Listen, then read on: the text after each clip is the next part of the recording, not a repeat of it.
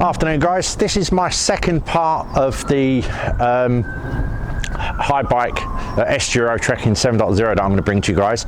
I've got the bike up on a hill. You can actually see I've left it up there as a reference to see how steep this is.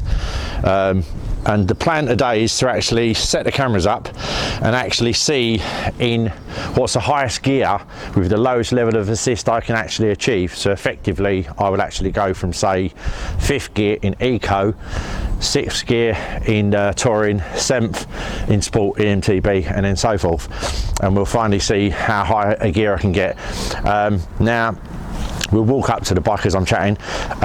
Basically, what I wanted to talk about today as well is in terms of the actual range of the bike. Now there's a lot of speculation on how much you actually get out of these bikes in terms of what's actually on the GOM. Now there's quite a few factors involved here. Some of them is obviously your weight. I'm about 14 stone, depends on your terrain.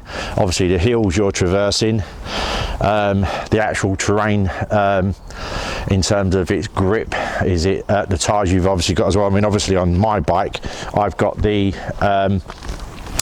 Supermoto X, which I've shown you before, and these are like a semi-slick design. Obviously depends on your tyre pressures, level of assist you're in, temperatures as well is probably going to play a role like it does with BEVs, I assume.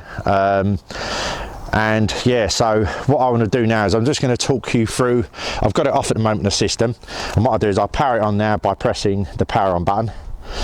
This will then bring it up into the, what I'll do is I'll go through to the, let it just boot up first, there you go. Right, so I'll go through to the range. Right, so basically this is a fully charged battery. It's about, temperature wise outside at the moment is about 2 or 3 degrees. It's actually very, very cold. So these ranges might increase a little bit like it does with our BEVs. So anyway, first level of assist, eco, you're going to get 55 miles. If I use the fun pad on here to go plus, your next one, which is tour, which will give you 34 miles. And then sport, which is the EMTB mode, will give you 30. Roughly 30 this is, and then you'll get 27 on the full turbo mode. And as I've mentioned quite a few times before, I predominantly use eco or EMTB. I very rarely use turbo because as your cadence, which is the speed of your pedaling, goes round, the motor actually works better if it's faster. To change down your gears into say a lower into a lower gear, say either a 4th or a 5th cog, and get your speed up. But the thing to remember as well, guys, is that for every revolution you pedal, I mean I'm just doing this backwards because obviously the bike's stationary. Every pedal that you go fully, the internal gearing is going 2.5 times in a ratio. Hence the reason you can feel like this binding when you're riding. It's nothing major to be worried about, and if it does bother you on most of the e-bikes, you're better off just leaving it in eco, and then you just get the electric assistance at a very, very low level, and it will just take it away completely. So yeah, what I'll do now is I'll set the cameras up and I'll crack on with this, and we'll see what we can actually get out of this Bosch CX Performance Line. Speak to you in a moment. So this is going to be 5th gear in eco and off. That's pretty good. So this is tour in 6th gear. Yeah, that's pretty easy. It's not that difficult. Okay, this is sport, 7th gear and off. Yep, that's doable, very easy.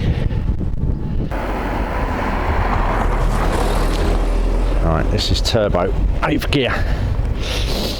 Oh, it's a bit hard, but it's doable. Good level of assist. So guys, I hope that helped with some of the information on the Haibike today. It's also worth bearing in mind also that the bike actually travels here in the UK to a maximum of just under 16 miles per hour. That's its limited. So after you go over that top speed, so I'm a bit knackered, just got back. Basically you'll the motor will actually ease off the assistance, and then you'll kind of feel that binding again. So effectively the motor's completely shut off.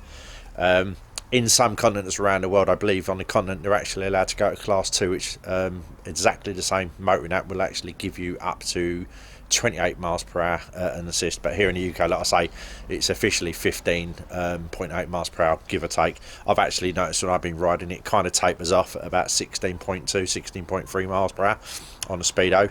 So it's something just to bear in mind.